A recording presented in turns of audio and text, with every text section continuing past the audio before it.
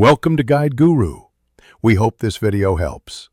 You need to act now. Unlock your iPhone and confirm you're signed into the Google account you want. Open Settings and go straight to Accounts or Mail, Contacts, Calendars, select Google. Make sure Contacts Sync is toggled on for that account.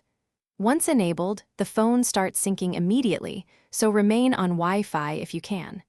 This step links Google Contacts to Contacts app. You must allow permission, so iOS can import phone numbers and keep them updated automatically.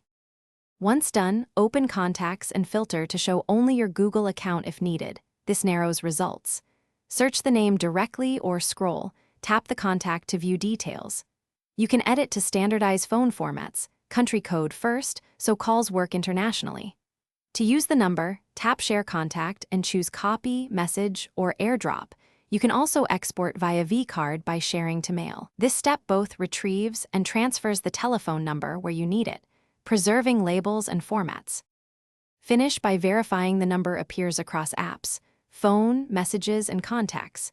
If it's missing, force a manual sync, toggle contacts off and on for the Google account, then wait 1 to 2 minutes. Make sure you're online and signed into the correct Google account. Sometimes iCloud or another account can hide entries, so check groups.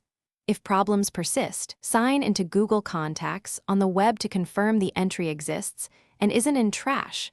Then retry sync to resolve conflicts. Thanks for watching. Consider subscribing if we helped you today.